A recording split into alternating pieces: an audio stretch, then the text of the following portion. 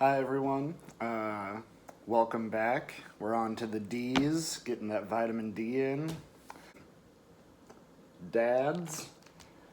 Uh, I'll be the tornado.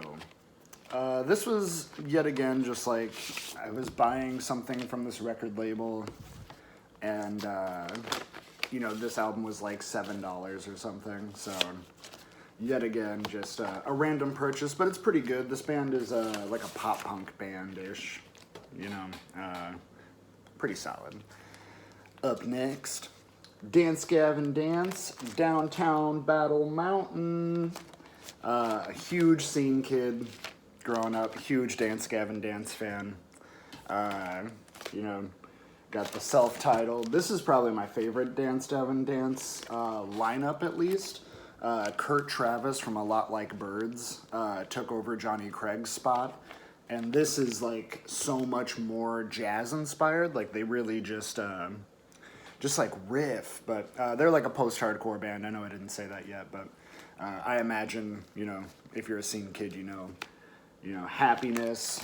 This one was not, this is probably their most like coherent album.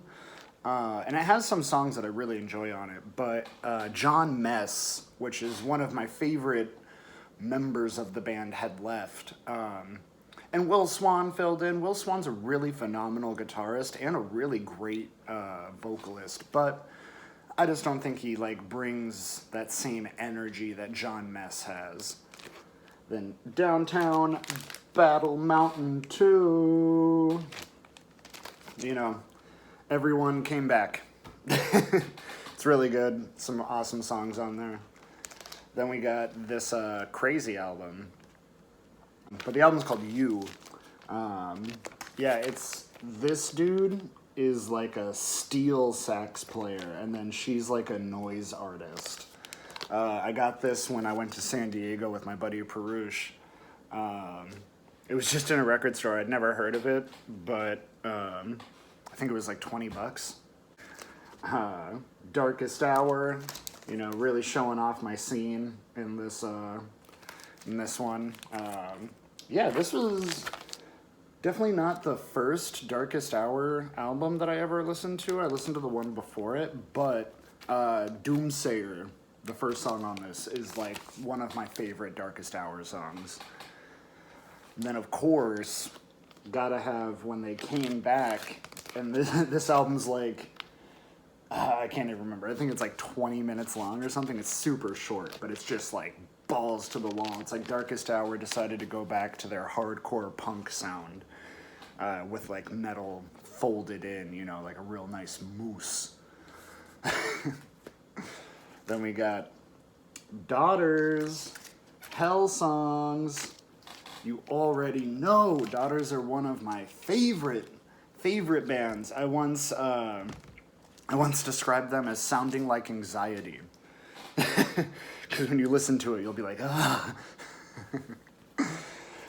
And then Daughters' reunion album, You Won't Get What You Want. I have a very fun story about this, but, probably won't share it. It's a little long. But it's on that London Fog. Ended up, because I pre-ordered it, I got the London Fog pressing, which was nice, because I think that's like one of my most expensive albums now. Miles Davis, Cookin'. Then we got Miles Davis, Birth of Cool. You already know. I actually got this as a recommendation from a buddy who was like, oh, that's my favorite Miles Davis album. Kinda Blue. It's going to be a Miles Davis kick for a little bit. This I got from my grandma because, she found out that I was collecting vinyls again, and she was like, oh, you want this one? It was really sweet. Really good, too. Bitches Brew. This is, it's not like an original pressing by any means, but it's very old. I got this when I got that You record. Definitely. I know people regard this as like the best one, or they hate it, but Cooking is my favorite. That's a bop, Oh yeah, oh yeah. Then we got Dead in the Dirt. Uh, I can't even tell you, like just one of the heaviest bands. Like I think there's like something like 30 songs on here. And like most of them are like 30 seconds long. Then we got Morgan Delt. I have never listened to this. It's actually Crazy Warped. Yeah, it was an old roommate of mine bought it and then kept it in his van. And then he was just like, "Oh, dude, it's totally warped. I can't listen to it anymore. Do you want it?" And I was like, "Yeah, sure, I don't care." So I never listened to it. But then we got Death, Leprosy. Totally just like, classic death metal album. Totally worth listening to if you've never listened to it. It's really good. Then we got Death by Stereo, Day of the Death. Also, this was a gift from one of my friends, like former coworkers. Death by Stereo is his favorite band, so he actually has that logo tattooed on his arm. So he got me that, and it's really good. Then we got Death from Above, 1978? 1979. But I only have this out just to do that. Very cool. Then we got Pow, Descendants, Everything Sucks. Everything Sucks. Yeah, classic punk. Milo right there. Goes off to college. They're like the forefathers of pop punk, maybe? I don't know. Then we got Diarrhea Planet. This looks much heavier and sounds much crustier than it actually is. This band is, I don't know how to really describe it. If you like the band Fucked Up, they're like very similar, but less aggressive. Like, it's like really shreddy punk, but a lot of the songs are like, 3 minutes, 30 seconds long. Then we got The Dirty Nil, Higher Power. Definitely one of the, well, this was the first album that I had ever heard from them, but just so great. This album in particular, like, it's really unfortunate. I don't think any other album is as good, but it's because I love feedback. And this album is just like feedback for 30 minutes. Like, it's just like, could you move your guitar away from the amp, please? Then we got Minimum R&B.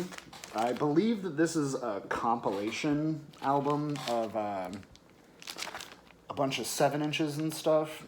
According to a former coworker of mine, it is. Because I was like, yeah, their second album. And he's like, it's not a fucking album, man.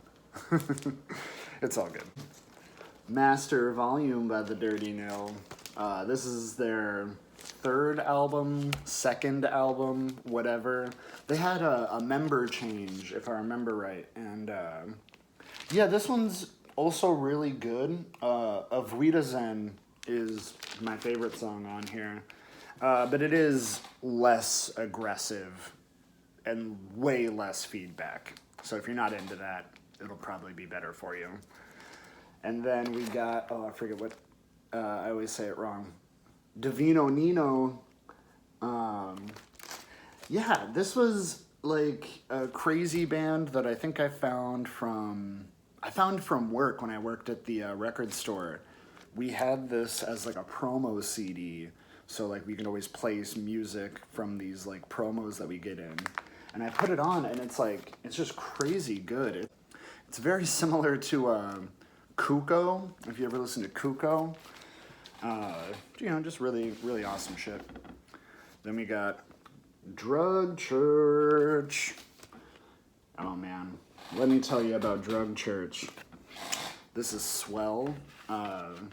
This was the first thing that I had ever heard by Drug Church, and I fell in love with just like their they are like a post-grunge band, but with like drop D tuning and all of that like regular hardcore stuff. And their vocalist is pretty unique. I don't know how many of the members cross over, but I know that there's like a, you know, sort of like Code Orange and Adventures. It's Drug Church and Self Defense Family. I've never listened to Self Defense Family though. We got that follow-up album. I haven't also listened to their first album. Swell is an EP that came out after their first album. And I really liked that, and then I just like coasted from there. But yeah, this Hit Your Head, it's definitely not as good as Swell to me. That's just like a personal thing. It's really good. You know, this, what does it say? Death to False Music. I don't know if that's on the screen. Hopefully it was. Yeah, I would say, you know, this has less... I would say that this could have been an EP. Like, they definitely could have taken some of the songs off of here. But the song What? The last song on here, that is a must listen. Like, just some real fun... it almost sounds like Ceremony if you think about it, but it's like spoken word with like all this shit. It's really good. And then Cheer, Drug Church's fourth album. Yeah, this is really good. This is like exactly what you wanted. It's just like, it's like they had all of this post-hardcore and they just reduced it down, just reduced it down and made this super, super flavorful sauce, then just drenched it all over all of their songs. As you can tell, I cook for a living. It's on Red, it's translucent, or whatever, transparent. Yeah, really great. There's a song on here, I think it's called, yeah, Conflict Minded. That's probably my favorite song on this. And then, pow, Bob Dylan, Slow Train Coming. This was, you know, I didn't have any Bob Dylan records at the time, and it was like a $2 or $3 thing at a record store, so I was like, why not? Also really great, you know, if you don't like Bob Dylan, you don't like Bob Dylan. You know, I feel like it's like the Grateful Dead. It's like you either like them or you don't. I'm not a fan of the Grateful Dead. I am a fan of Bob Dylan though. Yeah, it is what it is. But that's it. Like I said, this video is going to be shorter. The next one we may do a couple letters together. I definitely have less E's and F's. But we'll see. We'll see when I film it, you know. But thank you for watching this. You know, thank you for sticking out for all of the alphabet, I guess. And I did want to take a moment to say, you know, Black Lives Matter, lives of Indigenous people matter, you know, fuck fascism. I'm totally taking this from Damian Abraham. But I understand that while having a platform, I should promote views that I believe.